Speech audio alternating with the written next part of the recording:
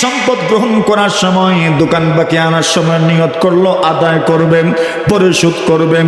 ঋণ আনার সময় সে নিয়ত করেছে ঋণ পরিশোধ করবেন, দোকান বাকি আনার সময় নিয়ত করেছে দোকান বাকি পরিশোধ করবেন। আল্লাহর হাবিব সাল্লাল্লাহু আলাইহি ওয়াসাল্লাম বলেন, তোমার নিয়ত যেহেতু উত্তম, তোমার নিয়ত যেহেতু ভালো, তোমার নিয়তে যেহেতু কোনো গন্ডগোল নাই, এই জন্য রাসূল বলেন, আদাল্লাহু আনহু, এর উম্মত, তোমার ঋণ পরিশোধ করার জন্য মহান আল্লাহ তোমাকে সাহায্য করবে। আলহামদুলিল্লাহ,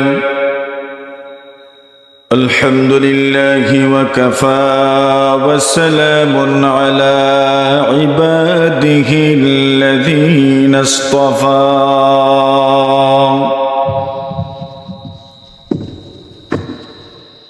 أما بعد فأعوذ بالله من الشيطان الرجيم.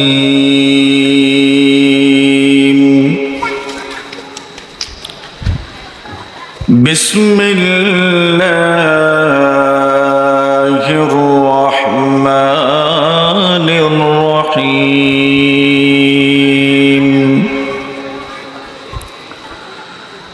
ويل للمطففين الذين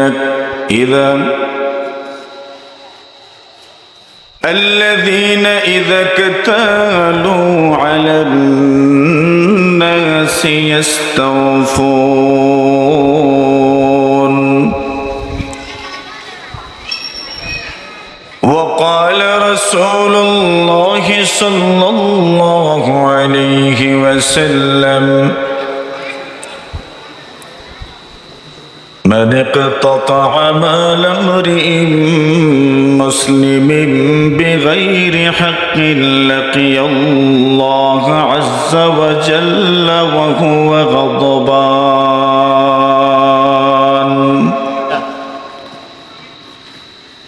أو كما قال عليه الصلاة والسلام.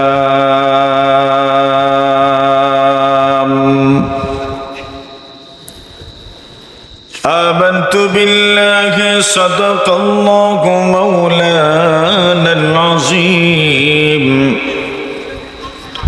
وصدق رسوله النبي الكريم، ونحن على ذلك لمن الشاهدين والشاكرين، والحمد لله رب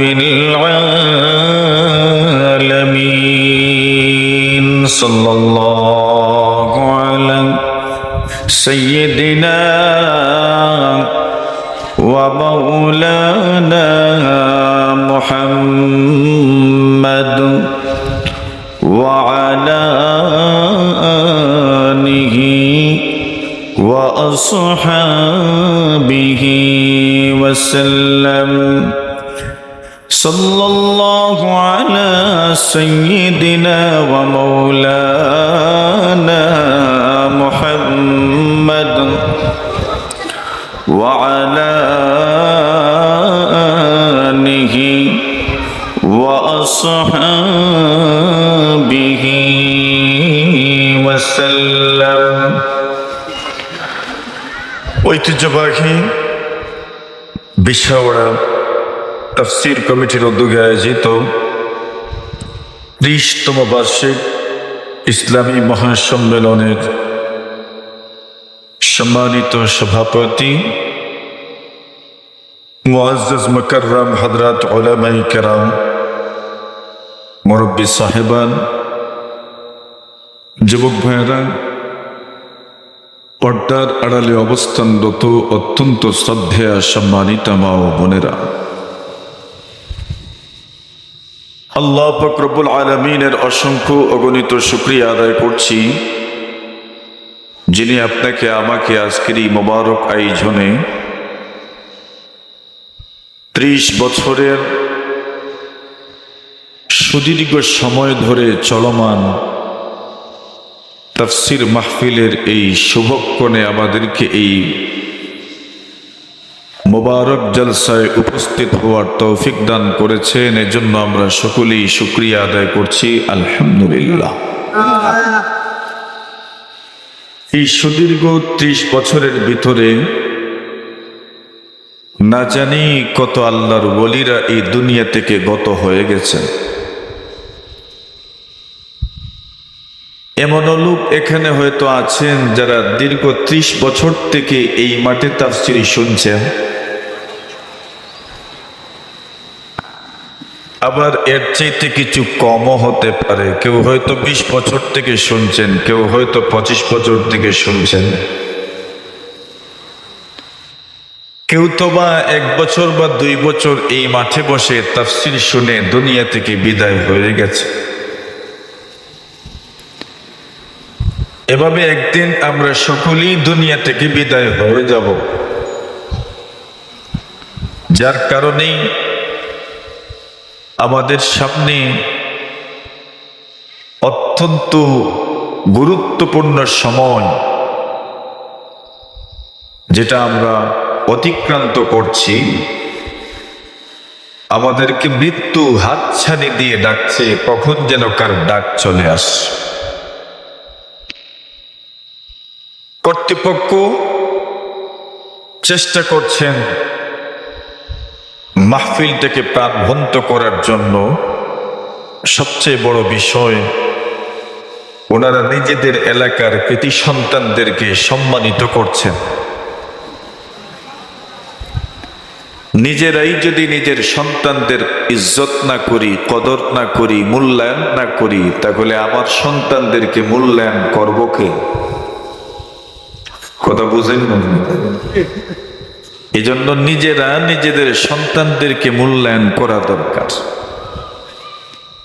আমরা নিজেদের সন্তানদের ব্যাপারে, তাদের প্রতিভার ব্যাপারে অনেকেই উদাসীন, অথচ আমাদের অনেকেরই সন্তান অত্যন্ত প্রতিভাবান।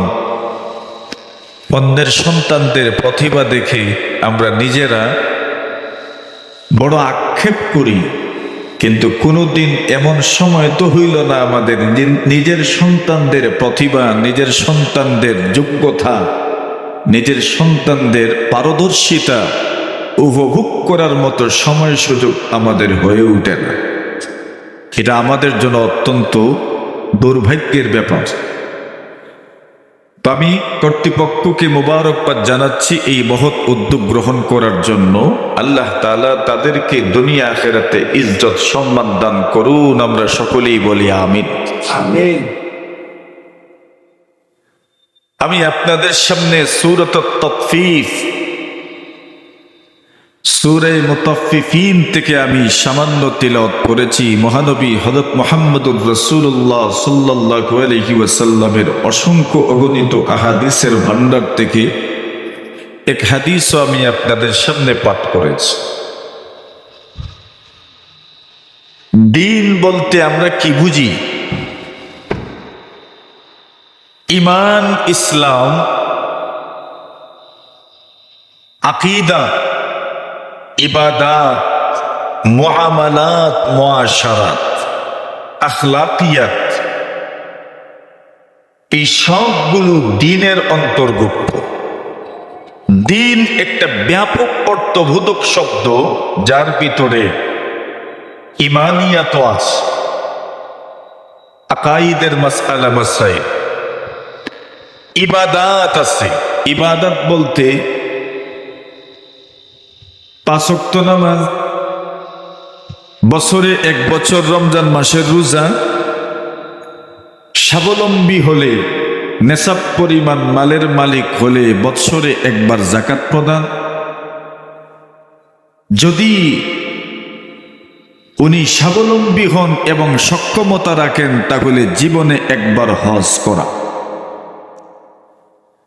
এর আনুষঙ্গিক আরো যত বিষয় আছে সবগুলো ইবাদাতের অন্তর্ভুক্ত। দ্বীনের আরেকটা শাখা হলো মুআমালাত, লেনদেন। কি করা? লেনদেন করা। লেনদেন বলতে দুই পক্ষের মধ্যে যেটা দেওয়া হয় আর নেওয়া হয় ওইটাকে কি বলে? লেনদেন বলে। লেনদেন শব্দ তো আমরা সহজেই বুঝি। লেন মানে নেওয়া, আর দেন মানে মজুরে কই না আপনার একটা দেওয়া। তো লেনদেন মানে নেওয়াও দেওয়াও।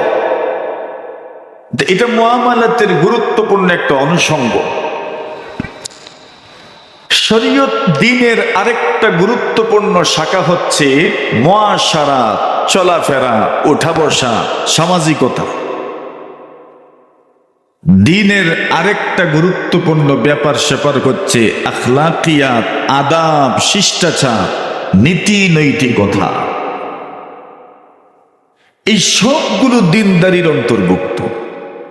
কিন্তু অত্যন্ত দুঃখের বিষয়, আমরা যারা সমাজে বসবাস করি এবং যারা দ্বীনের লাইনে মেহনত করি, আমরা অনেকেই মনে করি শুধু ইবাদাতের নাম হইল দ্বীন।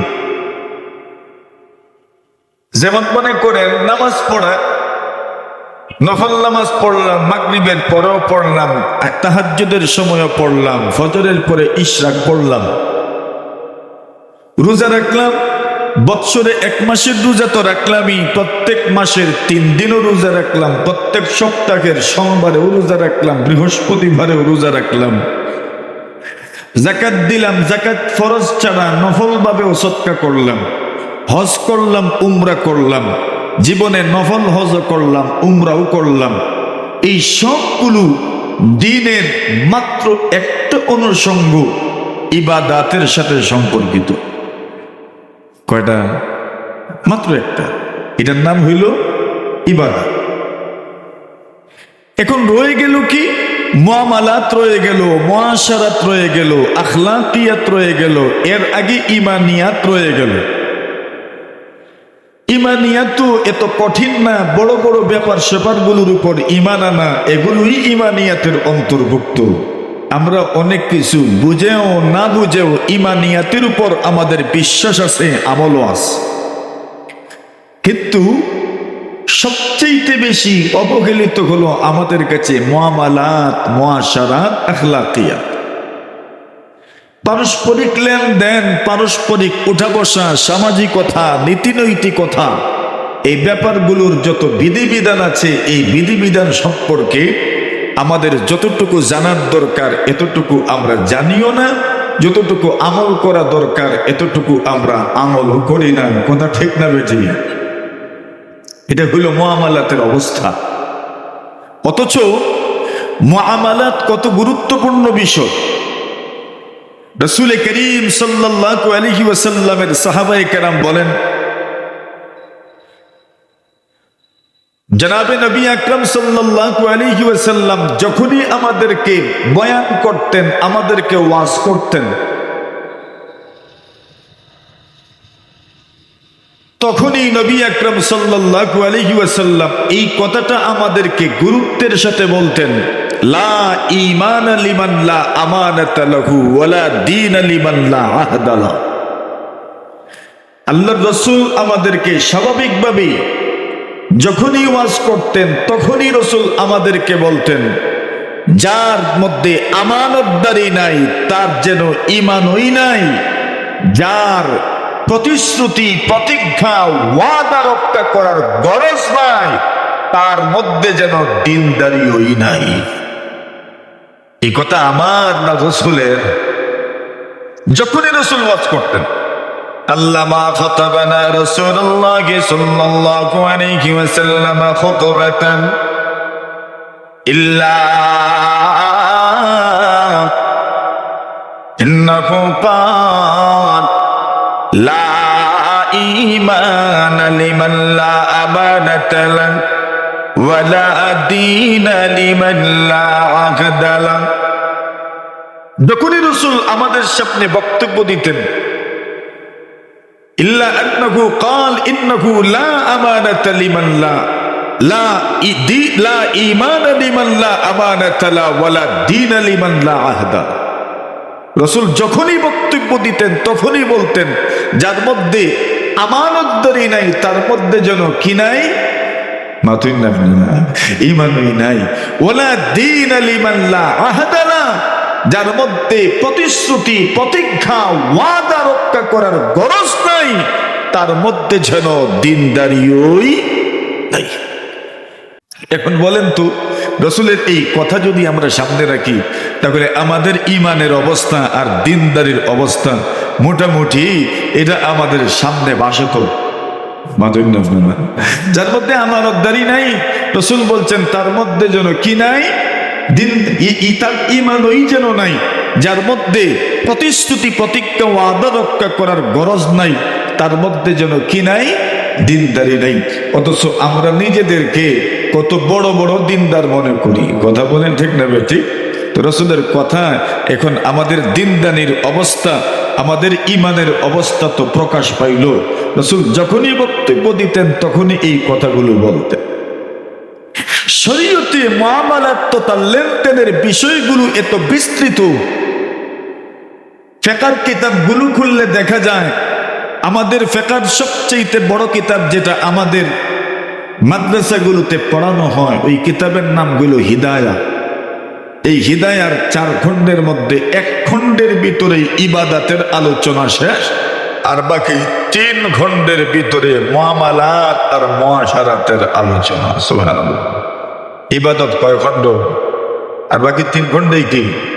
মুআমালাতের আলোচনা, লেনদেনের আলোচনা। আপনি কিতাবুন নিকাহ দেখেন, 2য় খণ্ডতে কিতাবুন নিকাহ, 3য় খণ্ডতে কিতাবুল বুয়ু, 4 নম্বর খণ্ডতে কিতাবুল শুফা। সবগুলো মুআমালার আলোচনা, সবগুলো মুআশারাতের আলোচনা, সবগুলো আখলাকিয়াতের আলোচনা। মানে এত বিস্তৃত, এত প্রশস্ত যে আপনার একজন মানুষের জন্য জরুরি হইল সে যেন দিনদারি শিখে। দিনদারি শিখতে হলে তার জন্য জরুরি হইল মুআমালাত, মুআশারা, আখলাকিয়াতের ব্যাপারগুলো যেন সর্বোচ্চ গুরুত্বের সাথে আল্লাহর বান্দা রফত করে। মুআমালাত এত গুরুত্বপূর্ণ, হাদিস শরীফের মধ্যে রাসূল করিম সাল্লাল্লাহু আলাইহি ওয়াসাল্লাম বলেন, কোন মানুষ যদি লেনদেনের ক্ষেত্রে, মুআমালাতের ক্ষেত্রে আল্লাহর কোন বান্দাবান্দি যদি সুন্দর মুআমালা লেনদেন করনেওয়ালা হয়ে যাওয়া, রাসূল আকরাম সাল্লাল্লাহু আলাইহি ওয়াসাল্লাম এমন বান্দাবান্দির জন্য জান্নাতের জিম্মাদারি গ্রহণ করেছেন। এই কথাটাকে একটু বিস্তারিত আমরা বলি। আল্লাহ রাসূল সাল্লাল্লাহু আলাইহি ওয়াসাল্লাম বলেন, মাইয়াতমান লি মিন আনফুসিকুম ইদমানু লি মিন আনফুসিকুম সিত্তান আযমান লাকুমুল জান্নাহ। তোমরা তোমাদের থেকে, নিজেদের থেকে আগ্রহী হয়ে 6 জিনিসের জিম্মাদারি গ্রহণ করো, আমি নবী তোমাদের জন্য আল্লাহর জান্নাতের জামিনদার হয়ে যাব। এর মধ্যে প্রথমেই বলেন, উসদুকু ইদা হাদ্দাসতু, যখনই তোমরা কথা বলবে তখনই কি করো? সত্য কথা বলো। এটা মুআমালাত এবং লেনদেনের অত্যন্ত গুরুত্বপূর্ণ একটা পয়েন্ট। এই দুনিয়াতে লেনদেনে, মুআমালাতে, মুআশারাতে কাঁচা মানুষকে, যার কথার মধ্যে সত্যতা নাই। কথা বলেন ঠিক না ভাই? ঠিক। এমন মানুষ কি সমাজে নাই? এক হাদিস আপনাদেরকে শুনে, عن عبد الرحمن بن أبي قراد رضي الله تعالى عنه قال, আল্লাহর নবীর সাহাবী হযরত আব্দুর রহমান ইবনে আবি কুরাদ রাদিয়াল্লাহু তাআলা আনহু বলেন, তাওয়াদ্দা আন-নবী সাল্লাল্লাহু আলাইহি ওয়াসাল্লাম যাতা ইয়াউম, আল্লাহর নবী, বিশ্ব নবীজি মুহাম্মদুর রাসূলুল্লাহ সাল্লাল্লাহু আলাইহি ওয়াসাল্লাম একদিন ওযু পড়লেন। আল্লাহর নবী, বিশ্ব নবীজি যখন উযু পড়তেন, জগ থেকে, মগ থেকে, বড় পাত্র থেকে উযু করতেন। রাসূলুল্লাহ সাল্লাল্লাহু আলাইহি ওয়াসাল্লাম উযুর অঙ্গ প্রত্যঙ্গগুলো ধৌত করতেন, হাতের কবজি পর্যন্ত ধৌত করেন। হাতের কবজি ধৌত করার পরে হাতের কবজি বেজি পানির ফোঁটা মাটিতে গড়িয়ে পড়ে। আল্লাহর নবী বিশ্ব নবীজি যখন কুলি করেন, যখন নাকে পানি দেন, যখন মুখমণ্ডল দৌত করেন, নবীজি যখন হাত মুবারক দৌত করেন, মাথা যখন মাসা করেন, ঘাট যখন মাসা করেন, দাড়ি যখন খেলাল করেন, নবীজির শরীর বে হাত মেয়ে চেহারায় আনোয়ার, সুন্দর চেহারা বে পানির ফুটা মাটিতে পড়ে। আব্দুর রহমান ইবনে আবি কুরাত বলেন, আমি তাকা দেখি আল্লাহর নবীর শরীর মুবারক, আল্লাহর পয়গম্বরের চেহারা মুবারক, তার শরীর এবং তার পুরাটা অঙ্গের, হাতের এবং মুখের পানি যখন মাটিতে পড়ে, আল্লাহর নবীজির সাহাবায়ে কেরাম নিচে হাত রাখেন এবং হাত এবং মুখমণ্ডল বেয়ে বেয়ে পানি যা মাটিতে পড়ে, ওই পানির ফোঁটাগুলো মাটিতে পড়তে দেন না। সকলেই নিজের হাতের মধ্যে এইভাবে নিয়ে নিজের চেহারা, সিনা এবং মাথার মধ্যে মাসা করেন। সুবহানাল্লাহ। আল্লাহর হাবিবের সাহাবী আব্দুর রহমান ইবনে আবি কুরাত বলেন, আল্লাহ রাসূল সাল্লাল্লাহু আলাইহি ওয়াসাল্লাম আমলটা দেখলেন আর বললেন, মা ইয়াহমিলুকুম আলা হাযা। সাহাবীরা রে আমার, আমি যখন উযু পড়ি, আমার শরীর বেয়ে উজুর পানি যখন মাটিতে পড়ে, তোমরা উজুর পানি মাটিতে পড়তে দাও না, তোমরা বরং উজুর পানি হাতে নিয়ে চেহারার মধ্যে লাগাও, শরীরে লাগাও, তোমরা তোমাদের মাথায় লাগাও। মনে রাখবেন, মধ্যখানে একটা কথা বলে দেয়া হোক, আল্লাহ রাসূল সাল্লাল্লাহু আলাইহি ওয়াসাল্লাম উযু পড়তেন, রাসূলের ব্যবহৃত পানির মধ্যে বরকত আছে না নাই? জোরে বলেন। শুধু নবীজির ব্যবহৃত পানির মধ্যে বরকত নয়, আল্লাহর নবীজির সাহাবায়ে কেরাম অনেক সময় নিজের পরিবার পরিজনকেও বলতেন, আমি যে উযু পড়ব, আমি উযু পড়ার সময় আমার উযুর পানি যা পাত্রের মধ্যে পড়বে, আপনি যখন উযু পড়বেন, যদি জগ থেকে, মগ থেকে অথবা বড় পাত্র থেকে যদি আপনি উযু পড়েন, আপনার শরীর থেকে কিছু পানি, ব্যবহৃত পানি উযুর পাত্রেও তো পড়ে যাবে। আল্লাহর হাবিবের সাহাবায়ে কেরাম পরিবার পরিজনকে আদেশ করতেন, আমি যখন উযু পড়ব, আমার উযুর পানি, ব্যবহৃত পানি তোমরা নিজেরা ব্যবহার করবা, মহান আল্লাহ তোমাদেরকে সুস্থতার জিন্দেগি দিবেন। জোরে বলেন সুবহানাল্লাহ। আল্লাহর নবীর সাহাবায়ে কেরাম অনেকেই এমন আদেশ করতেন, ওনারা ব্যবহৃত পানি ব্যবহার করতেন। এই জন্যই আপনারা জানেন, আল্লাহর হাবিব বিশ্ব নবীজি সাল্লাল্লাহু আলাইহি ওয়াসাল্লামের আমল ছিল, রাসূল যখন উযু করতেন, উযুর পরে যে পানি অবশিষ্ট থাকত, সেই অবশিষ্ট পানি আল্লাহর রাসূল দাঁড়িয়ে দাঁড়িয়ে পান করতেন। নিজে নিজের উযুর অবশিষ্ট পানি দাঁড়িয়ে পান করতেন। কেন পান করতেন? বরকতের জন্য। জোরে জোরে বলেন সুবহানাল্লাহ। আল্লাহর নবীর সাহাবী হযরত আব্দুর রহমান ইবনে আবি কুরাত বলেন, নবীজি আমাদেরকে প্রশ্ন করলেন, মা ইয়াহবিলুকুম আলা হাযা, তোমরা আমার উযুর পানি তোমরা ব্যবহার করো কেন? জানতে চাই কোন জিনিস তোমাদেরকে উদ্বুদ্ধ করলো আমার উযুর পানি ব্যবহার করার জন্য? সাহাবীগণ জবাব দিলেন, নবীজি গো, হুব্বুল্লাহি ওয়া হুব্বু রাসূলিহি, আপনাকে মহব্বত করি এবং আল্লাহকে মহব্বত করি।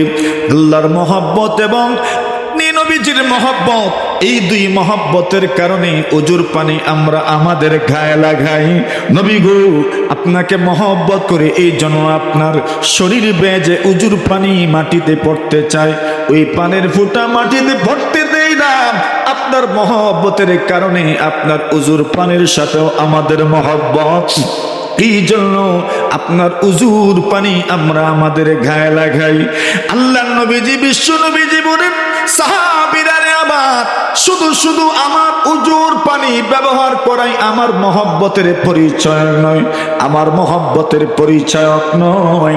আল্লাহ রাসূল জবাব দিলেন, দুনিয়ার কোন মানুষ যদি আল্লাহকে মহব্বত করতে চায়, রাসূলকে মহব্বত করতে চায়, আল্লাহ এবং রাসূলের মহব্বত যদি কেউ পেতে চায়, মান সাররাহু আন ইউহিব্বাল্লাহ ওয়া রাসূলাহু আও ইউহিব্বুল্লাহু ওয়া রাসূলুহু, কেউ যদি আল্লাহ এবং তার রসুলকে মহব্বত করতে চায়, আল্লাহ এবং রসুলের মহব্বত পেতে চায়, ফালিয়াসুদুক ফি হাদিসিহি ইদা হাদাস।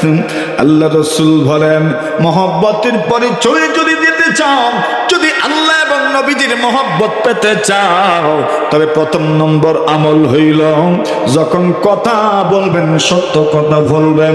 নবীজি বলেন, যখন কোনো বান্দা বান্দি কথা বলার সময় সত্য কথা বলেন, প্রমাণ হয়ে যাবে ওই মানুষটা আমি নবী মুহাম্মদকে মহব্বত করে, আল্লাহকেও মহব্বত করে। প্রমাণ হয়ে যাবে আল্লাহ এবং রসুলও তার ওই বান্দা বান্দিকে মহব্বত করেন। সুবহানাল্লাহ। প্রথম নম্বর, ফালিয়াসদুক ফি হাদিসিহি ইযা হাদ্দাস। যখনই কথা বলবেন তখনই যেন কি বলেন? সত্য কথা বলেন। দুই নম্বরে বলেন, ওয়ালিউদ্দি আমানাতাহু ইযা তুবিন। আল্লাহর হাবিব সাল্লাল্লাহু আলাইহি ওয়াসাল্লাম বলেন, দুই নম্বর জিম্মাদারি হলো যখন তার কাছে কোনো আমানত রাখা হবে, যখন তার কাছে কোনো জিনিস আমানত রাখা হবে, গচ্ছিত রাখা হবে, তাকে যখন কোনো দায়িত্ব দেওয়া হবে, আল্লাহর হাবিব বলেন ওই লোকটা যদি আমানত যথাযথ স্থানে আবার ফেরা দেয়, যদি তার দায়িত্ব যথাযথভাবে পালন করতে পারে, আল্লাহর হাবিব সাল্লাল্লাহু আলাইহি ওয়াসাল্লাম বলেন প্রমাণ হয়ে যাবে আল্লাহর ওই বান্দা বান্দি আল্লাহ এবং রসুলকে মহব্বত করেন, এবং মহান আল্লাহ এবং তার রসুলও ওই মানুষটাকে মহব্বত করেন। সুবহানাল্লাহ। যদি আমানতদার হয়ে যায়, আমানতদারিটা এত গুরুত্বপূর্ণ বিষয়। শরীয়তের যত মুআমালা আছে, যত মুআশারা আছে, সর্বক্ষেত্রে ওই মানুষটাই 100 পুরা উত্তীর্ণ হতে পারবে যার মধ্যে আমানতদারি আছে। কি আছে ভাই? যেটা বলেন আমানতদারি যার মধ্যে আছে, এই দুনিয়াতে যত দায় দায়িত্ব আছে এগুলো তো আমানতের ভিতরে পড়ে। কোন মানুষ যদি দায়িত্বের প্রতি সচেতন হয়, সম্পূর্ণ আমানতদার, তার মাধ্যমেই সম্ভব একটা আদর্শ সমাজ গঠন করা। ঠিক কিনা? আসেন এখন লেনদেনের ব্যাপারটা আমরা এখানে দুইটা কথা পেলাম। এক নম্বর কথা হলো ফালিয়াসদুক ফি হাদিসিহি ইযা হাদাস। যখনই সে কথা বলবে তখন কি কথা বলবে? কথা বলবে সত্য না মিথ্যা? সত্য কথা। এখন যদি আপনি পার্সেন্টেজ হিসাব করেন, সত্য কথা বলার মতো মানুষ বেশি নাকি মিথ্যা বলার মতো মানুষ বেশি?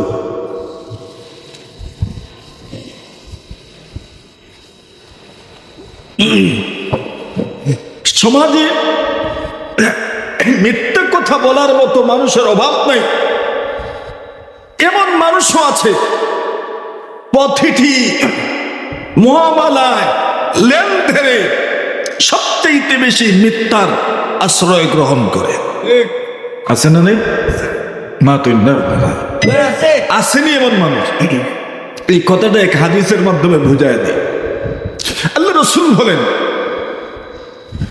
আলাইকুম বিসসিদক ফাইন্নাস সিদকা ইয়াহদি ইলাল বির ওয়া ইন্নাল বিররা ইয়াহদি ইলাল জান্নাহ ওয়া মা ইয়াযালুল আবদু ইয়াসদুকু হাত্তা ওয়া ইয়াতাহাররা সিদকা হাত্তা ইউকতাবা ইনদাল্লাহি সিদ্দীকা। রাসূল বলেন, কোন মানুষ যদি সত্য বলে, সত্য তুমি তোমার জীবনের সবচেয়ে বড় পুঁজি বানায় নাও। কেন? সত্য তোমাকে নেককারির দিকে নিয়ে যাবে, পুণ্যের দিকে নিয়ে যাবে। তুমি যদি পুণ্যবান হয়ে যাও, তোমার পুণ্য তোমাকে জান্নাতের দিকে নিয়ে যাবে। আল্লাহর হাবিব বলেন, কোন মানুষ যদি সত্য কথা বলে, সত্য কথা বলার জন্য যদি চেষ্টা করে, আল্লাহর হাবিব বলেন আল্লাহর দফতরে তার নামের সাথে সত্যবাদী লিখে দেওয়া হয়।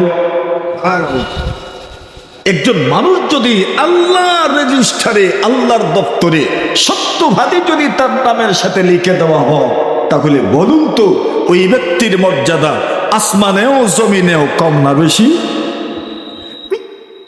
যেই ব্যক্তি মিথ্যা কথা বলে, আল্লাহ রাসূল বলছেন ওই ব্যক্তি শুধু মিথ্যা বলে না, পথে পথে মিথ্যা বলার জন্য চেষ্টা করে, আল্লাহর রাসূল বলছেন আল্লাহর আদালতে, আল্লাহর দপ্তরে, আল্লাহর রেজিস্টারে তার নামের শেষে মৃত্যুক শব্দ লিখে দেওয়া হয়, যুক্ত করে দেওয়া হয়। নাউজুবিল্লাহ। বলে মিথ্যা যারা বলে এরা কি দুনিয়াতেই শুধু মিথ্যাবাদী না আসমানেও মিথ্যাবাদী? মাতুন না আপনারা, আসমানেও মিথ্যাবাদী। এই সমাজে যত লেনদেন আছে সব লেনদেনের জন্য সবচেয়ে মাইনাস পয়েন্টটাই হইল মিথ্যা কথা বলা। যেই ব্যক্তি লেনদেন করলো, মিথ্যার আশ্রয় নিল, এই লোকটার মাধ্যমে কোনোদিন লেনদেনের ক্ষেত্রে স্বচ্ছ লেনদেনকারী হওয়া সম্ভব নয়। ঠিক না? মিথ্যা বলা এটা মানবতা বিরোধী অপরাধ। আর এই মিথ্যাটা যদি ব্যবসা বাণিজ্যের ক্ষেত্রে হয় তাহলে এই অপরাধের মাত্রা কমে না বাড়ে? কমে না বাড়ে?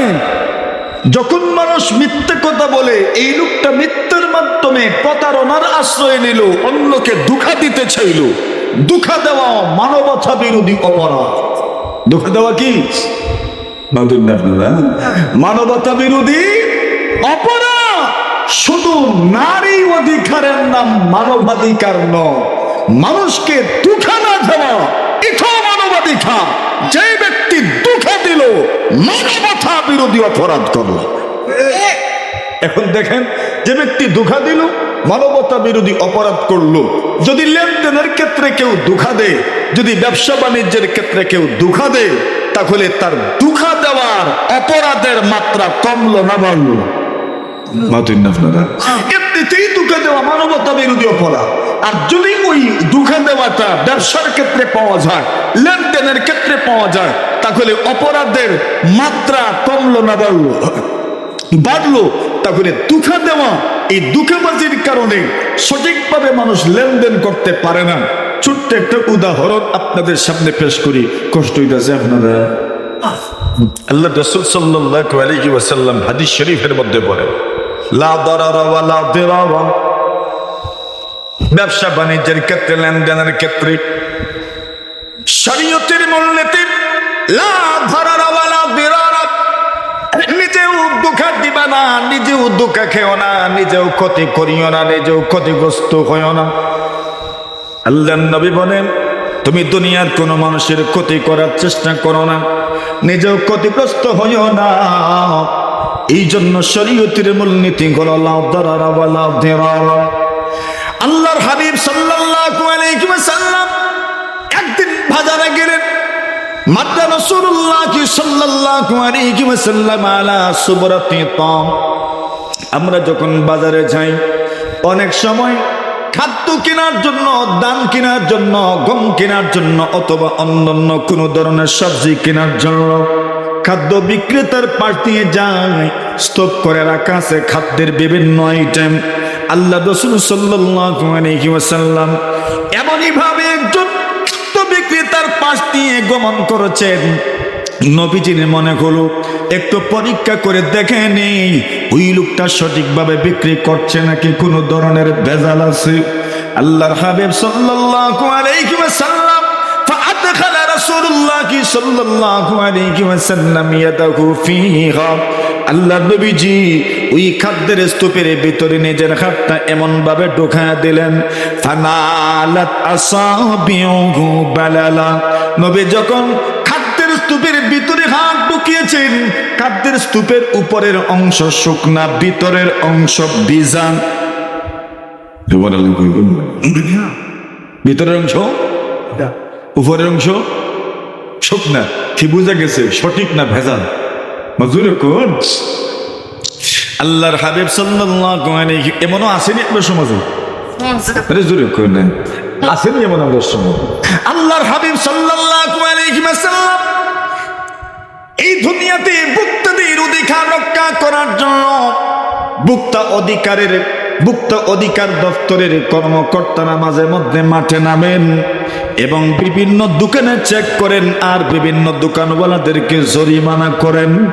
আল্লাহর হাবিব সাল্লাল্লাহু আলাইহি ওয়াসাল্লাম একজন মানবাধিকার কর্মী নয়, এই পৃথিবীর মানুষকে মানবাধিকারের শিক্ষা দিয়েছেন যে মহামানব, সেই মহামানবের নাম মুহাম্মদুর রাসূলুল্লাহ সাল্লাল্লাহু আলাইহি ওয়াসাল্লাম। আল্লাহর নবী বিশ্ব নবীজি এইবার খাদ্য বিক্রেতাকে সম্বোধন করে বলেন, মা হাযা ইয়া সাহিবাত তাআম। আরে খাদ্য বিক্রেতা, আল্লাহর বান্দা, কি হলো? তোমার খাদ্যের ভিতরের অংশ ভিজা কেন? উপরের অংশ তো শুকনা দেখা যায়, ভিতরের অংশ ভিজা কেন? এবার যারা দুর্নীতি করে, ধোঁকাবাজি করেন, এদের কাছে জবাবের অভাব নাই। উনি জবাব দিলেন, ইয়া রাসূলুল্লাহ আসাবাতুহুস সামাম। বৃষ্টির পানি পড়েছে, এই জন্য খাদ্যের ভিতরের অংশ ভিজে গেছে। আল্লাহ রাসূল সাল্লাল্লাহু আলাইহি ওয়াসাল্লাম ছেড়ে দেওয়ার মানুষ তো নয়। নবীজি বললেন, ফাহাল্লা জাআলতাহু ফাওকাত তাহাম।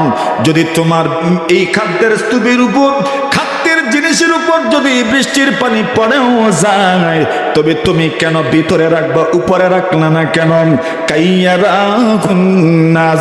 তুমি যদি ভিতরে না রেখে ভিজে যাওয়া খাদ্যগুলো যদি উপরে রাখতা, লোকজন দেখতে পারতো চাইলে, কিন্তু আর না হয় কিন্তু না। আল্লাহর হাবিব বলেন, এবার পয়গম্বর আলাইহিস সালাতু ওয়াস সালাম সতর্ক করে দিলেন আর বললেন, শুনে রাখো, মান গাশা ফালাইসা বিন্নাম। কোন মানুষ যদি ধোঁকা দেয়, অন্য কাউকে যদি ধোঁকা দিতে চায়, আল্লাহ রাসূল বলেন ওই লোকটা আমি নবীজির উম্মতের অন্তর্ভুক্ত নয়। নাউজুবিল্লাহ বলেন। তাহলে এমন অবস্থাও আমাদের সমাজে আছে না নাই? আচ্ছা, আসেন আরেকটু সামনে যাই আমরা। আল্লাহর হাবিব সাল্লাল্লাহু আলাইহি ওয়াসাল্লাম বলেন, আল বাইয়ান, ক্রেতা এবং বিক্রেতা, ক্রেতা এবং বিক্রেতা। আল্লাহর হাবিব সাল্লাল্লাহু আলাইহি ওয়াসাল্লাম ক্রেতা এবং বিক্রেতার নিয়ম নীতি, মূলনীতি পয়গম্বর তুলে ধরেছেন। রাসূলুল্লাহ সাল্লাল্লাহু আলাইহি ওয়াসাল্লাম বলেন, আল বাইয়ান ইযা বাইয়ানা ওয়া সাদাকা। ক্রেতা এবং বিক্রেতা দুজন যদি সঠিক সঠিক বর্ণনা দেয়, ওয়া সাদাকা এবং সত্য সত্য কথা যদি বলে, একজনের পণ্য আছে, ওই পণ্যের মধ্যে ত্রুটি থাকতে পারে, সে তার ত্রুটিটা তুলে ধরল। আর একজন কিনতে এসেছে, সে তো মূল্য পরিশোধ করবে, তার মূল্যের মধ্যে কোনো ধরনের যদি ত্রুটি থাকে, তাও সে তুলে ধরলো, সত্য সত্য কথা বলল। আল্লাহর হাবিব বলেন, বুরিকা লাহুমা ফি বাইহিমা। রাসূল বলেন, আল্লাহ পাক রব্বুল আলামিন ক্রেতা এবং বিক্রেতার ক্রয় বিক্রয়ের মধ্যে পরিপূর্ণ বরকত দান করবেন। সুবহানাল্লাহ। ঠিক এর বিপরীত যদি হয়, যেমন আমরা করি, কি করি, ওয়া ইযা কাতামা ওয়া কাযাবা। আর যদি কেউ ক্রেতা এবং বিক্রেতা যদি নিজের পণ্যের ত্রুটি, নিজের মূল্যের ত্রুটি যদি গোপন করে রাখে, ওয়া কাযাবা এবং মিথ্যার যদি আশ্রয় নেয়, আল্লাহর হাবিব বলেন, মুহিকাত বারাকাতু বাইহিমা। আল্লাহর হাবিব সাল্লাল্লাহু আলাইহি ওয়াসাল্লাম বলেন, তাদের ব্যবসা বাণিজ্যের বরকত আল্লাহ মিটায়া দেন। নাউজুবিল্লাহ। এখন দেখবেন এই দুনিয়াতে আমরা কত মানুষ এটার আশ্রয় নেই, কিন্তু ব্যবসা বাণিজ্যের মধ্যে বরকতই তালাশ করে পাওয়া যায় না। কথা বলে ঠিক না বেঠিক? আচ্ছা, এটা হলো এক ধরনের দুর্নীতি। আরেক ধরনের দুর্নীতি আছে, সেটা হলো এই দুনিয়াতে কিছু মানুষ আছে যারা অন্যের সম্পদ আত্মসাৎ করে। আত্মসাৎ করার অনেক তরিকা, পদ্ধতি, পন্থা আছে। সেই পদ্ধতি পন্থার একটা পন্থা হইল, একজনের দোকান থেকে সে তার প্রয়োজনীয় জিনিসপত্র কিনে আনলো, কিন্তু আল্লাহর বান্দার জিনিসপত্র যেটা আনছে এটার মূল্য পরিশোধ করে না। এমন মানুষের সমাজে আছে না নাই? মা তুই না, এমন মানুষ নাই মনে হন। এমন মানুষ কিছু তো আছে। নতুন নতুন যখন কেউ দোকান খুলে, এর দোকানে যায় আর ভাব লাগায়, প্রথম প্রথম কিছু নগদ নগদ আনে, আর এরপরে এমন ভাবে বাকি ফেলে রাখে, আর এইদিকে কোনোদিন ভুলেও যায় না। এমন মানুষ আছে না? শুনেন, এখন একটা কথা বলি। ইমামে বুখারী আলাইহির রাহমা এক অধ্যায় আনতেন, কাদাউদ দুয়ুন, ঋণ পরিশোধ করা। আপনি যে একজনের দোকান থেকে দোকান বাকি আনলেন, এটা তো ঋণ না আপনার উপর। দোকান বাকি যে আপনাকে বাকি দিল, তার লাভটা কি হইল? নবী আকরাম সাল্লাল্লাহু আলাইহি ওয়াসাল্লাম বলেন, রাআইতু লাইলাতান উসরিয়া বি মাকতুবান আলা আবাবিল জান্নাত ইন্নাস সাদাকাতা বিআশরি আমসালিহা ওয়া ইন্নাল কারদা বিসামানিয়াতা আশার। নবীজি সাল্লাল্লাহু আলাইহি ওয়াসাল্লাম বলেন, এর উম্মত আমার, আমি যখন মেরাজে গেলাম, মেরাজে যাওয়ার পরে আমি জান্নাত দেখেছি, জাহান্নাম দেখেছি। জান্নাতে যখন আমি ঢুকলাম, কি দেখলাম জানো নি? আল্লাহ রাসূল সাল্লাল্লাহু আলাইহি ওয়াসাল্লাম বলেন, জান্নাতের দরজার মধ্যে লেখা দেখেছি। আল্লাহর হাবিব বলেন, আমি জান্নাতের দরজার মধ্যে লেখা দেখলাম, কেউ যদি সদকা দেয় 10টা নেকি দেওয়া হয়, আর কেউ যদি ঋণ দেয় তবে 18টা নেকি দান করা হয়। সুবহানাল্লাহ। কতটা কতটা কতটা জোরে বলেন, 18 নাকি? আচ্ছা, এটা তো মুসনাদে আহমদের মধ্যে রিওয়ায়াত আছে। আল্লাহ রাসূল সাল্লাল্লাহু আলাইহি ওয়াসাল্লাম বলেন, কোন মানুষ যদি নির্দিষ্ট একটা সময়ের জন্য ঋণ দেয়, তাহলে ওই নির্দিষ্ট সময় পর্যন্ত যত টাকা ঋণ দিল, যত টাকা দোকান বাকি দিল, আল্লাহ রাসূল বলছেন ওই নির্দিষ্ট দিন পর্যন্ত আল্লাহ তাকে এই পরিমাণ টাকা আল্লাহর রাস্তায় সদকা করার সওয়াব দান করে। জোরে বলে। এখন যিনি ঋণ যিনি আপনি বাকি দিচ্ছেন, এটা তো তার কাছে আপনার ঋণ হয়ে গেল। এখন এই ঋণ দেওয়ার কারণে মনে করে সে বলছে 1 মাস পরে দিব, আপনার কাছ থেকে সে 1000 টাকার বাজার নিল, একটা মাস পর্যন্ত আল্লাহ আপনাকে 1000 টাকা সদকা করার সওয়াব দিবেন। আচ্ছা, এখন সবাই তো সঠিক টাইম মতো আদায় করতে পারলো না। মনে করেন আপনার সাথে আলোচনা সাপেক্ষে সে আরেকটু সময় বাড়াইলো। কি করলো? আরেকটু সময় বাড়াইলো। দেখেন, এই ক্ষেত্রে শরীয়তের মূলনীতি আছে, কোন ব্যক্তি যদি ধনী হয়, কোন ব্যক্তি যদি সামর্থ্য রাখে ঋণ পরিশোধ করা, এরপরেও যদি ঋণ পরিশোধ করে না, আল্লাহর রাসূল বলছেন এটা জুলুম। এটা কি বলেন? এটা কি? রাসূল বলেন, মাতুল গানিয়্যি যুলম। যে ব্যক্তি ঋণ আনলো অথবা দোকান বাকি আনলো, তার পরিশোধ করার সামর্থ্য আছে, এরপরও করলো না, কি করলো? মাতুন না। আর যে জুলুম করে, ওয়া যুলমু যুলুমাতুন ইয়াউমাল কিয়ামা, আপনার জুলুম কিয়ামতের দিন এক ধরনের অন্ধকার নয়, শত শত অন্ধকার হিসাবে আপনার সামনে আসবে। আসেন, এরপর বলছেন, যদি আলোচনা সাপেক্ষে ওই ব্যক্তির যদি তার সাথে আলোচনা করে বলেন আমাকে আরেকটু সময় বাড়িয়ে দিন, তাহলে ওই সময়টুকু যদি বাড়াইয়া দেওয়া হয়, 1 মাসের পরে আরো 1 মাস সময় মনে করেন বাড়িয়ে দেওয়া হলো, লাভটা কি হবে? যেই ব্যক্তি 1 মাস সময়ের জন্য ঋণ দিয়েছিল বা দোকান বাকি দিয়েছিল, ওই ব্যক্তি যখন আরেকটু সময় বাড়িয়ে দিবে, আল্লাহর হাবিব সাল্লাল্লাহু আলাইহি ওয়াসাল্লাম বলেন, আল্লাহ পরওয়ারদিগারে আলম তার আমলনামায় এর চাইতে ডাবল সদকা করার সওয়াব দান করবেন। জোরে বলেন সুবহানাল্লাহ। এর মানে 1000 টাকা ছিল, এখন যদি আরেকটা মাস সময় দেন, তাহলে প্রত্যেক দিন 2000 সদকা করার সওয়াব আল্লাহ আপনার আমলনামায় দিবেন। এটা হলো ঋণদাতা, বাকি দাতার সওয়াব। এখন আমি যদি ওই ঋণটা আনলাম তার কাছ থেকে, দোকান বাকি আনলাম, আমি ঋণ পরিশোধ করলাম না, বাকি পরিশোধ করলাম না, আমার ক্ষতিটা কি? আল্লাহ রাসূল সাল্লাল্লাহু আলাইহি ওয়াসাল্লাম হাদিস শরীফের মধ্যে বলে, মান আখাযা আমওয়ালান নাস ইউরিদু আদাআহা আদাল্লাহু আন। বুখারী শরীফের রিওয়ায়াত, রাসূলুল্লাহ সাল্লাল্লাহু আলাইহি ওয়াসাল্লাম বলেন, দুনিয়ার কোন মানুষ যদি অন্য কোন মানুষের সম্পদ গ্রহণ করে, সম্পদ গ্রহণ করার সময় দোকান বাকি আনার সময় নিয়ত করলো আদায় করবেন, পরিশোধ করবেন, ঋণ আনার সময় সে নিয়ত করেছে ঋণ পরিশোধ করবেন, দোকান বাকি আনার সময় নিয়ত করেছে দোকান বাকি পরিশোধ করবেন, আল্লাহর হাবিব সাল্লাল্লাহু আলাইহি ওয়াসাল্লাম বলেন, তোমার নিয়ত যেহেতু উত্তম, তোমার নিয়ত যেহেতু ভালো, তোমার নিয়তে যেহেতু কোনো গন্ডগোল নাই, এই জন্য রাসূল বলেন, আদাল্লাহু আনহু, এর উম্মত, তোমার ঋণ পরিশোধ করার জন্য মহান আল্লাহ তোমাকে সাহায্য করবেন। সুবহানাল্লাহ। কে সাহায্য করবেন? আল্লাহ। এখন দেখেন আপনার আমার নিয়তের সাথে মিলে কিনা। ঠিক বিপরীত বলছেন, ওয়ামান আখাযা আমওয়ালান নাস ওয়ামান আখাযাহা ইউরিদু ইতলাফাহা আতলাফাহুল্লাহ। নবীজি সাল্লাল্লাহু আলাইহি ওয়াসাল্লাম বলেন, দুনিয়ার যে ব্যক্তি অন্য কোন মানুষ হয়তো ঋণের পদ্ধতিতে তার সম্পদটা সে গ্রহণ করলাম, অথবা আল্লাহর বান্দা দোকান বাকি আনলো, কিন্তু আনার সময় ওই নিয়ত করেছে আর জীবনে পরিশোধ করবে না। এমন নিয়ত করনেওয়ালা মানুষও আছে না নাই? আসেনি এমন নিয়ত করনেওয়ালা মানুষ? আনছে ওই নিয়তে আর দিত না।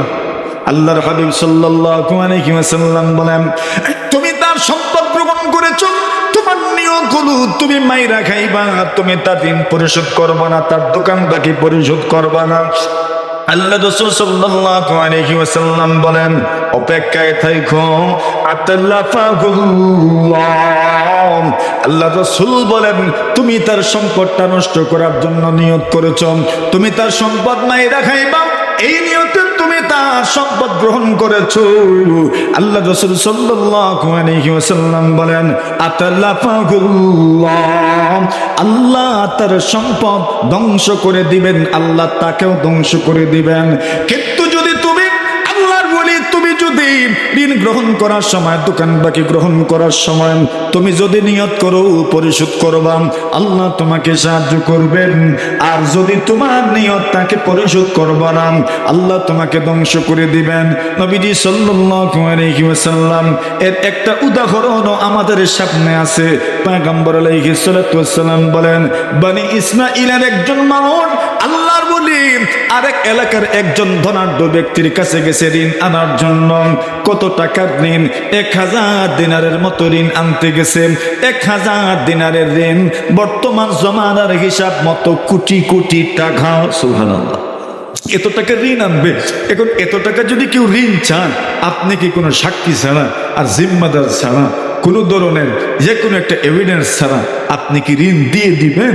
এই সমাজে তো এত সহজে মানুষ ঋণ দেয় না। আল্লাহর বান্দা বলেন, আচ্ছা আপনি যে আমার কাছ থেকে ঋণ নিবেন, আপনি বলেন না এই ঋণের সাক্ষী কে থাকবেন? আল্লাহর বান্দা বলে, সাক্ষী হইলেন আল্লাহ। সাক্ষী কে? হুজুর কই? দেখেন, মুআমালাতের ক্ষেত্রে, লেনদেনের ক্ষেত্রে, দুনিয়ার বিচারের ক্ষেত্রে আল্লাহকে সাক্ষী মানো, ওইটা আদালত গ্রহণ করে না। আল্লাহর বান্দা বলেন, ঠিক আছে মানলাম আল্লাহ সাক্ষী। তুমি যে আমার ঋণ পরিশোধ করবা এর তো গ্যারান্টি নাই। যদি তুমি মারাই যাও, অথবা তোমার নিয়ত ছিল কিন্তু তুমি পরিশোধ করতে পারো নাই, আমার পক্ষেও তো সহ্য করা সম্ভব নাও হইতে পারেন। আল্লাহর বলি গো, এইবার বলো না দেখি, তুমি যদি ঋণ পরিশোধ না করো তোমার জিম্মাদার কে হবে? তোমার পক্ষে জামিনদার কে হবে? আল্লাহর বান্দা বলেন, আমার পক্ষের জামিনদারও হলেন আল্লাহ। সুবহানাল্লাহ, জামিনদারও কে?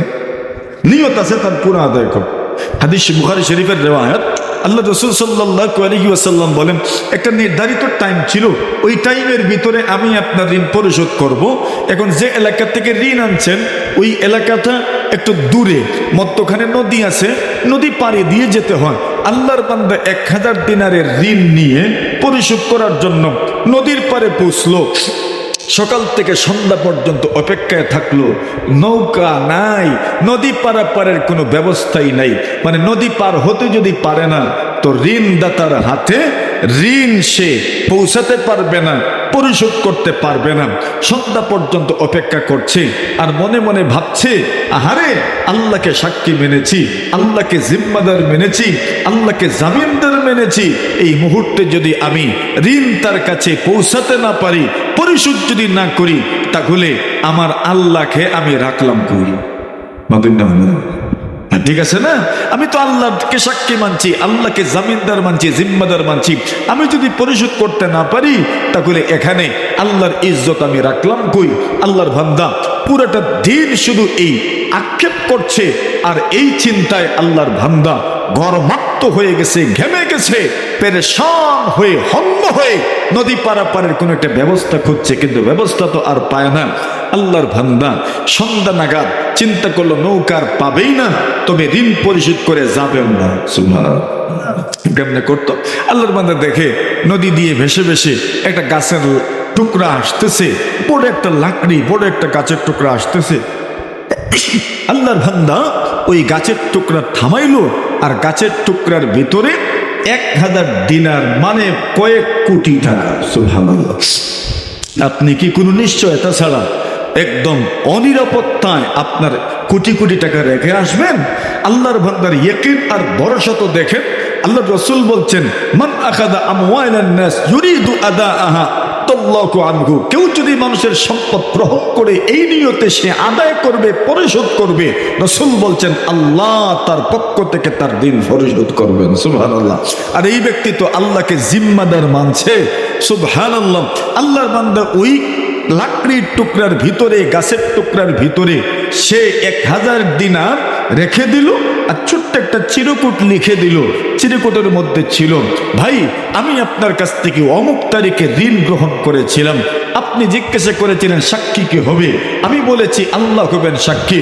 জিজ্ঞাসা করেছেন জামিনদার কে হবে, বলেছি আল্লাহ হবেন জামিনদার। এখন আমি আজকে ছিল ঋণ পরিশোধের তারিখ, আমি আপনার পাওনা টাকা নিয়ে এই পর্যন্ত এসেছি, কিন্তু নদী পারাপারের কোনো ব্যবস্থা না পাওয়ার কারণে আমি আপনার পর্যন্ত পৌঁছতে পারছি না, ঋণ পরিশোধ করতে পারছি না। আমি ওই গাছের টুকরার ভিতরে 1000 দিনার রেখে দিচ্ছি, যদি ওইটা আপনার হাত লেগে যায়, আপনার পর্যন্ত পৌঁছে যায়, তাহলে মনে করিয়েন যেই আল্লাহকে আমি জিম্মাদার মেনেছিলাম ওই আল্লাহ আমার পক্ষ থেকে আপনার ঋণ পরিশোধ করেছেন। বুখারী শরীফের ইমাম বুখারী কয়েক জায়গায় হাদিসটা উল্লেখ করেছে। আল্লাহর বান্দা এই নিয়ত করে ছেড়ে দিছে। সত্যি সত্যি ওই লোকটা যেই পারে ছিল ঋণদাতা, গাছের টুকরাটা ভেসে ভেসে এসে ওই পারে এসে লাগলো। আল্লাহর বান্দা সুবহানাল্লাহ ওয়া বিহামদি চিন্তা করলো, কি নিয়ে বাড়িতে যাব, আসো এটা নিয়েই বাড়িতে যাই। আল্লাহর বান্দা এটা নিয়ে বাড়িতে যাচ্ছে, বাড়িতে নিয়ে গেল, স্ত্রীকে বলল একটু কুড়াল দিয়ে ওই গাছটা কাটো দেখি। কাটার পরে দেখা যায় 1000 দিনার বের হয়ে এসেছে। চিরকুটও বের হয়ে এসেছে। চিরকুটের মধ্যে কি লেখা, আল্লাহ তাআলা আমার পক্ষ থেকে ঋণ পরিশোধ করেছেন, মনে করিয়েন। সুবহানাল্লাহ। তাহলে কি বোঝা গেল ভাই, দুনিয়ার কোন মানুষ যদি ঋণ পরিশোধ ঋণ গ্রহণ